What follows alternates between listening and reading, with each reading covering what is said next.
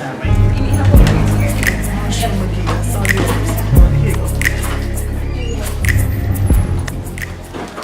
know we want to be on schedule, but if we have time, we'll try to leave a little bit of time because I want to hear from you about what you're seeing, about what we're doing at the Capitol.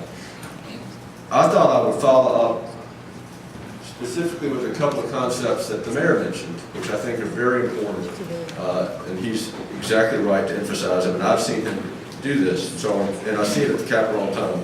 The first is collective genius, and the second is operational unity. Now, let's take the second first, operational unity.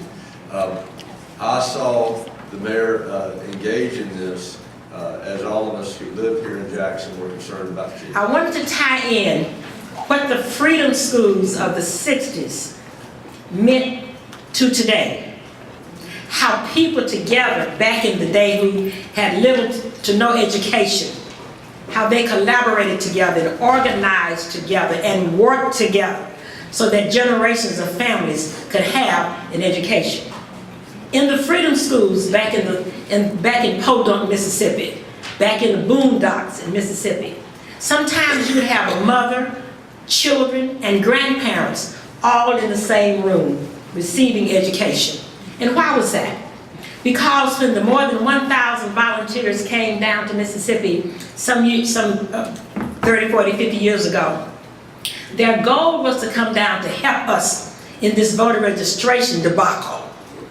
But then when they came to Mississippi and saw that grandmothers and grandfathers and aunties and uncles couldn't read or write, they felt compelled to spend time teaching people how to read. And board meetings. But public education is very important to me. First, my father served 40 years in the Jackson Public School District as an algebra teacher and a head football coach. His last stint was at Murrah, where he retired. Yeah, clap on that. 40 years, they did. But what I really want you to focus on, and I'm going to talk about some of the issues, because one person brought some of this up when my dear friend Senator Blunt was speaking about the youth court system. And so, because I do still serve as a special judge in youth court, and I'm going to bring that up in just a minute and some of the connections to the public education system. But I first want you to feel empowered. I think it's imperative that educators really... Big box stores that give the money to these large contributions, that's what's controlling it. It's not logic.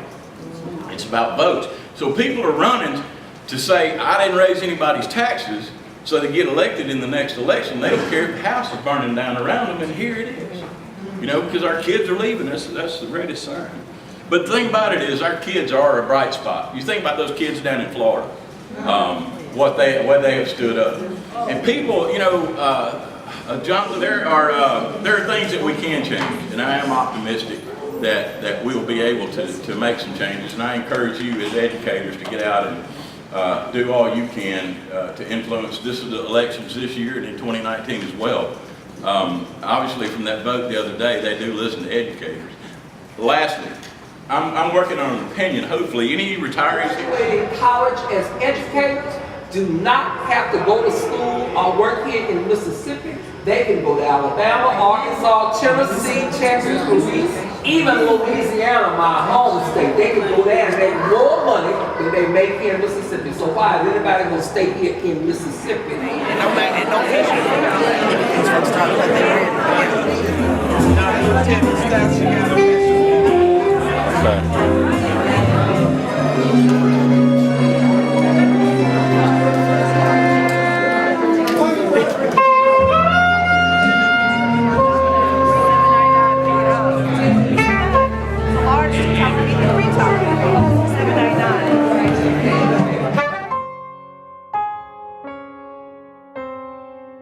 If we all come together, we can make a choice.